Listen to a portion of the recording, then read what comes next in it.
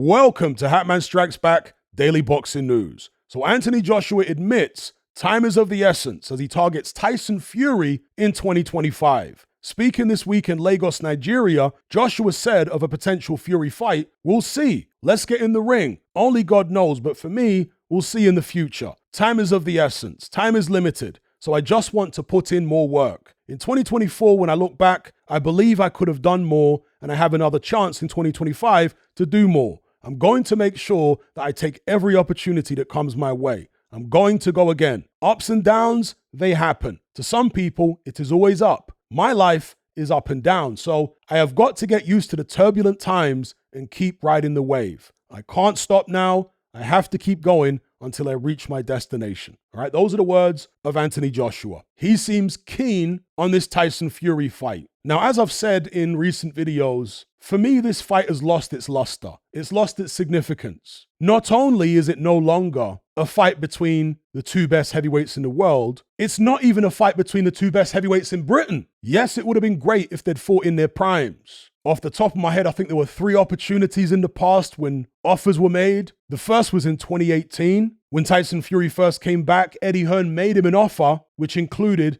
an Anthony Joshua fight. The second opportunity, I think, was during lockdown, when Eddie Hearn was flying around the world looking for a location to host the event, whilst Team Fury sat on their hands doing nothing. I'm sure you guys remember that. The fight was then ultimately scuppered due to Deontay Wilder winning his arbitration with Fury to enforce their trilogy bout. And the third opportunity to make the fight was after AJ's second loss to Alexander Usyk, when Tyson Fury came out literally immediately after that bout and offered AJ a crack at the WBC title. AJ ultimately didn't take it. He clearly wasn't confident after back-to-back defeats. But then again, it was cynical of Tyson Fury to target AJ when he was at his weakest, right? So it swings both ways. But in any event, what we have today is 2 fighters past their primes. One of them coming off back-to-back defeats, that's Tyson Fury. And the other one coming off 1 defeat, but it was a devastating knockout in Anthony Joshua. So if this fight between the faded Fury and the faded Joshua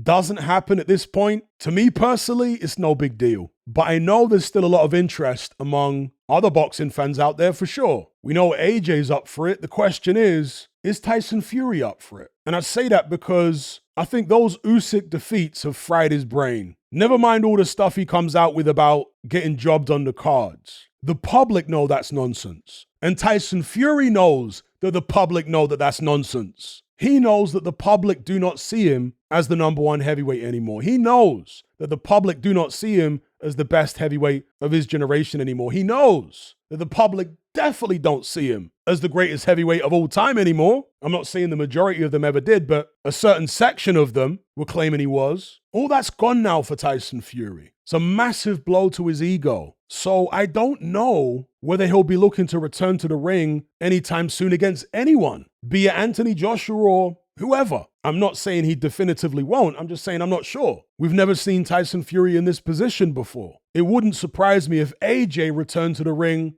long before Fury. I know AJ fought a longer time ago, right? But I don't know. Fury might take an extended break, especially because he doesn't like training camp. Never mind all the stuff that Frank Warren says and Fury himself says. It's a load of rubbish. He doesn't like training camp. That's why he piles on all that weight in between fights. And just to clarify something here, I'm not saying that he's afraid to fight Anthony Joshua at this stage, especially after AJ just got chinned by Dubois. No, I'm just not sure whether Tyson Fury will be that keen on getting back in the ring anytime soon against anyone. Tyson Fury might be thinking to himself, what does he have to gain from an Anthony Joshua fight at this point? Okay, there's a payday. Fury likes money. There's prize fighting. But I think the attraction for Tyson Fury of the AJ fight in the past was that he would get to prove that he was the #1 heavyweight in the world, the #1 heavyweight in the UK, and do a demolition job on Anthony Joshua. I think that's what he had in his head. But AJ's already been demolished. The public's already seen that. Fury was there ringside when AJ got demolished by Dubois. So Fury might be thinking, well, demolishing AJ, that's already been done. It wouldn't be a surprise. It wouldn't be seen as a great achievement or a great feat if somebody did it to him again. You see what I'm saying? So I don't know how keen Tyson Fury would be on the fight. I mean, maybe if Turkey Al Sheikh cut him a big enough check. Any misgivings he may have had will evaporate. We'll see. In their primes, I think it would have been a very interesting stylistic matchup. As they are right now in their diminished states, I see Tyson Fury winning quite comfortably because I think AJ is more diminished than Fury is after that Dubois defeat. And I don't just mean physically, I mean psychologically. AJ's never been as strong as Fury psychologically to begin with. In my opinion, he never got over the Andy Ruiz defeat. The demons he had in his head were compounded by losses to Alexander Usyk, and compounded further still, I have to imagine, by the most conclusive and devastating defeat of his career against Daniel Dubois. So I think Fury will be the more confident fighter if this fight were to get made. I reckon he'd probably stick a jab on AJ, frustrate him for a few rounds, and either win quite comfortably on points or maybe stop him around the 9th. If they'd fought in their primes, I think it would have been more competitive. But as they are right now, that's how I would see it going. Let me know how you would see it going in the comment section below. And let me know if you think this fight will actually take place. Don't forget to like this video, share it, and subscribe if you haven't done so already. I'll catch you on the next one. I'm out.